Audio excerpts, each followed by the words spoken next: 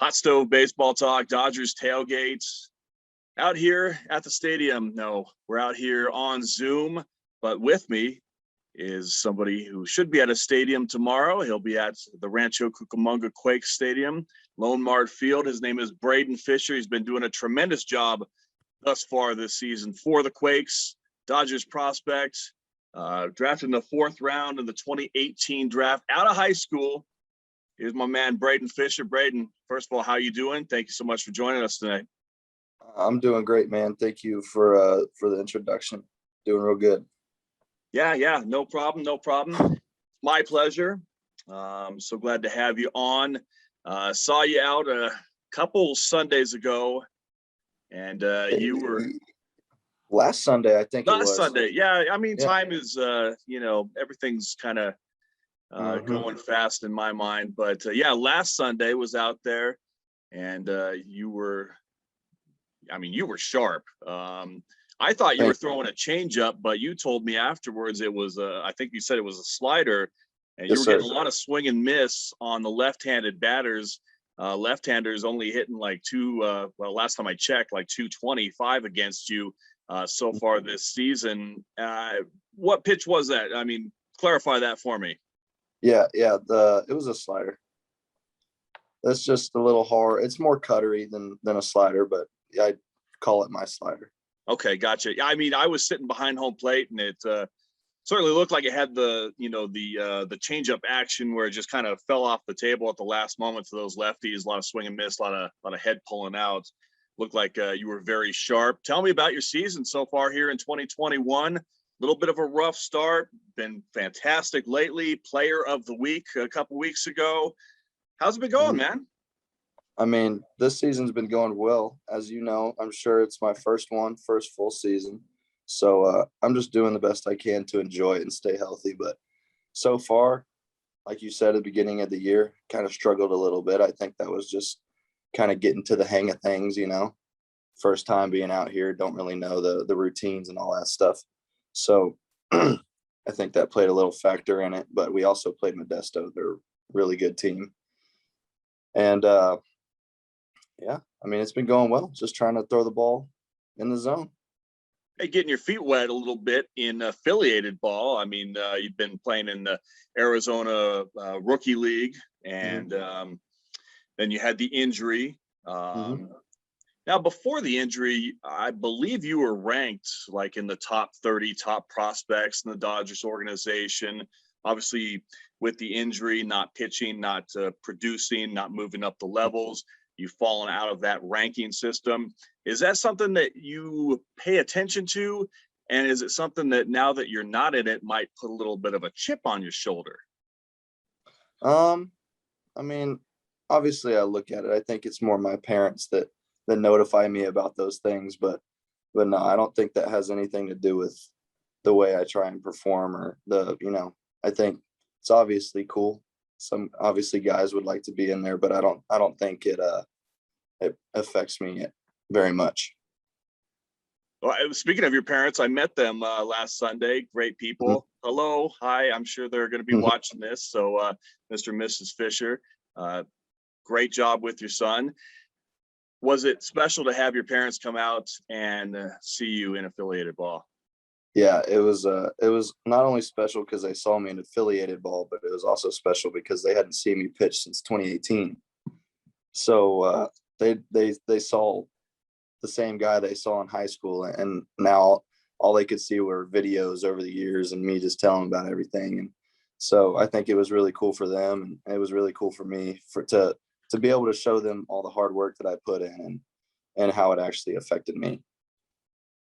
You are very hardworking. I've obviously got a little bit of insight from some of the coaching staff in the organization. We've talked about you a little bit here and there. I wanted to talk about the way you pitch. Obviously, striking people out at a pretty good clip here. I think you got 33 strikeouts in just over 22 innings so far this season. Do you consider yourself to be a strikeout pitcher? And if not, how do you classify yourself in your mind? Well, I think I don't want to classify myself as a strikeout pitcher because that's not how I pitch. I think that's just how it happens. Hmm. I think my mentality is just go in there and throw everything as good as possible in the zone, try and get weak contact, try and get them to swing the bat. And it just ends up being, strikeouts. And I'm not out there seeing how many I can get or trying to, I just go out there and try and throw as many strikes as I can. And it just ends up being a strikeout. Yeah, the stuff plays. And if you're in the zone, But there. yeah, you're getting weak contact or swing and misses, which you certainly are. Talk about how fun it is with the Quakes team. You guys started off a little bit slow. You picked it up here lately in first place, split a tough series with the Lake Elsinore Storm here. What's going on with the clubhouse, the guys playing for Shoe? Tell me all about that. Well, so like I said before, it's been a while since I've been a part of like a actual team. We were in the AZL, but you have 40, 50, 60 guys on the team. But it's actually a lot of fun. It's a good team chemistry. We all get along with each other. We all enjoy the same music and all that stuff, and we all joke around with each other. Shoe's great. We all know that he's a great guy. And one thing that we do after a win, Shoe plays 2 songs and he hands out game balls. And if you get a game ball, the team pretty much requires you to dance during the songs in the dugout. So now that we're Tuesday, we're allowed to go in the dugout as a full team, or in the clubhouse as a full team, and we'll start doing it in there. But as of now, we have been doing it in the dugout. So that was a little weird at first because I wasn't really used to anybody or used to fans being there watching, and now it's cool. Have you gotten the game ball? Have you had to dance in front of the team? Yeah, twice, and I can tell you, my moves are not the best. What? Yeah, they're not very good. I don't believe you at all, but I'll take your word for it at this point. So things are loosening up a little bit. The team is loose, playing good, and it's going to be good to see more fans out there at Lone Mart Field. I want to talk a bit more about your pitching and who's receiving you. 3 very good catchers there, Marco Hernandez, Diego Cartaya, and also Vladimir Chalo. Is there a difference in the way you are received by those guys? Does it matter to you? And how much does that matter for a pitcher in general to have a fantastic defensive catcher behind home plate? I think for different guys, I'm assuming it probably matters who's behind the plate or they have a certain preference. But for me, I just want to see the glove, and we go over game plans and pitch calling and all that stuff. So it's all pretty similar. So all 3 of them are great catchers, and they all do a good job behind the dish. And I don't really have a preference. Lately though, Diego's been catching me mostly. I think that's just because of the schedule that all of the guys are on. Sure, it's just how it's been falling. Very good, very good. I'll ask you as a last question here, and we're here with Braydon Fisher, Dodgers pitching prospect, right-handed pitcher in the organization, pitching for the Quakes right now. And I'll ask you a last question here. And again, I thank you so much for your time. And that question is expectations the rest of the way. I know after you won Player of the Week honors for the Low A South Division there, I asked you through message, about that honor, and all you said was something like baseball is fun.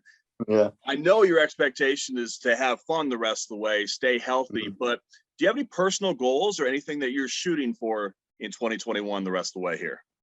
I think my only goals really for this year are just to keep staying consistent with how I've been doing. I think that'll bring, success.